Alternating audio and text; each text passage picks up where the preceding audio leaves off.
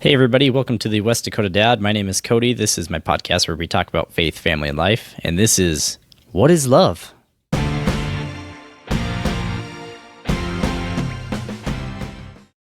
So this past weekend, America celebrated a very special day.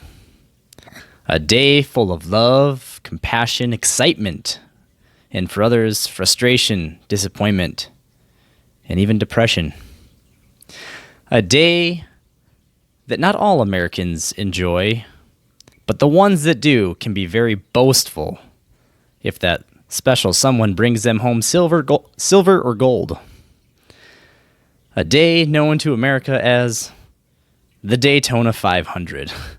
The start of NASCAR's season. The roaring engines as the Fords, Toyotas, and Chevrolets come soaring around Daytona National Speedway. NASCAR is back. And for those of you that don't care about NASCAR, there is also Valentine's Day, which is also, for many years before I had met my wife, is known as Singles Awareness Day. I had spent many years hoping that I would have a girlfriend on Valentine's Day, or I would have a date that would hopefully blossom into a relationship. I mean, I just wanted so badly to be able to share with that one special someone how romantic I truly am. I mean, I had studied hours of film from Twilight to The Notebook and other Nicholas Spark type movies. I mean, I was ready. I remember watching these movies and just wondering, okay, the girl's like the good looking guy who has muscles and super cheesy one-liners that just absolutely melts their hearts. Got it. I can do that. And then finally one year, I had the opportunity to have a date. And I'm not going to say the date was bad, because it went well. However, the outcome didn't have what I was hoping for, which would have been, a relationship in the end. And I think some variables that I failed on were, for starters, I was a young apprentice electrician in the oil field, and so I felt like I had a lot of money. I felt like I had to talk about myself. I felt like I had to try to impress her. And I had a big jacked up red truck that came with a big fat monthly payment. I mean, yeah, I was doing everything right. I was trying to be like the guys in the movies. I mean, every now and then I'd have my own personality come out as the date went on. But as you could kind of feel as the date was going on that things just weren't quite clicking fully.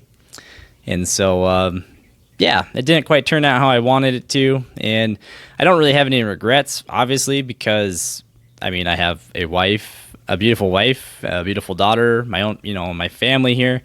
And, I think she has her own family and kids as well. So everything really worked out for the best. I guess the only thing that I would say that kind of is a bummer is because the fact that I acted like a fool. No one wants to be remembered as being somewhat of a fool. But like I said, there's no regrets. We're still friends, and things are great. So, and I have to also mention, even if I was myself during this date, that might not have guaranteed a different outcome. It would have made me feel better that I was authentic, but personalities just because you are your true self doesn't mean that's for everybody. For instance, let's take my wife and I's first date, okay? Our first date to the public was to a 80s hair band concert known as Hairball. We went to Bismarck and we joined up with my brother and all of his friends, to which would have been the first time my wife would have met my brother. And she didn't even know what he looked like because he had face paint on and hair and everything. And it was during Halloween. So I obviously had to dress up too. So I wore a long blonde wig with guy liner and pleather leggings. I was rocking out. And yes, we did go out in public like this on Halloween to an 80s rock concert. Some people might think that's a fantastic first date, and others might think, oh my gosh, why didn't she run? And then, of course, years later, I found out that Halloween's one of her least favorite holidays because she's not a fan of people in masks. Not because the masks are scary, but the fact that she doesn't know the identity of the person underneath. It kind of freaks her out a little bit. So I really asked a lot for her on this date, and she stuck with me through the whole thing, which was pretty cool. And then, I did some things just completely different with dating my wife. And for another reason was I was myself. I was authentic, and just by chance, she liked that. And obviously, we're married, and we have a kid, and we started a family. Love is true. Another thing I did differently was I never officially asked her to be my girlfriend. I had this crazy suspicious fear that once I asked her, there'd be this like countdown clock from like 2 months that would just start ticking, and then I knew in 2 months I would have been a dummy for some reason, and I'd be single again.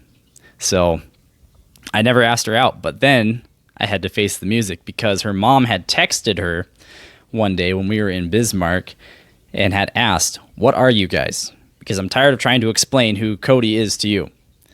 And so she had asked me this, and I was probably more nervous than the first time I had met her. I was like, I like you. I consider you my girlfriend. What about your thoughts? Where are you at and everything? Do you want to make this official? And so we're dating? Yeah, all right, cool. I don't know if that's exactly how it went down, but I can guarantee you it is pretty darn close of how that conversation went. And as excited as I was after it, I was nervous. And fast forward, we've been together for 5-6 years, married for working on our 4th year here. Things are good.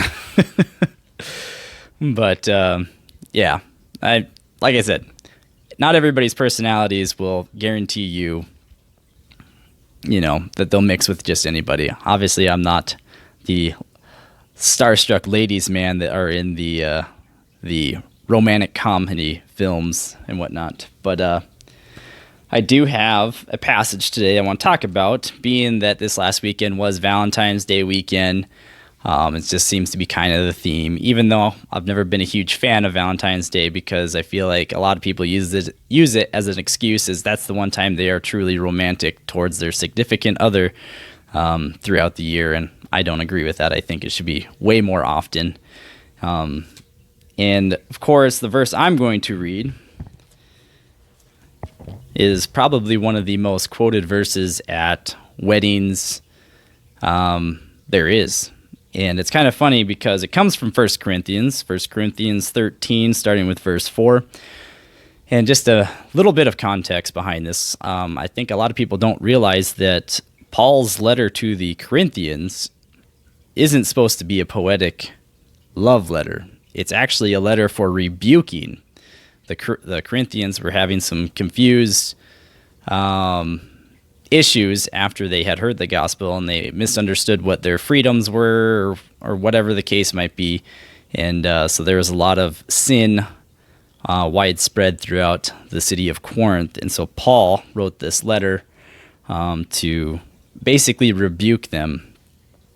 But we'll start with it off here. It's 1 Corinthians chapter 13, verse 4. Love is patient, love is kind.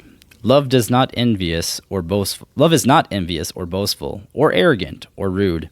It does not insist on its own way. It is not irritable or resentful. It does not rejoice in wrongdoings, but it rejoices in truth.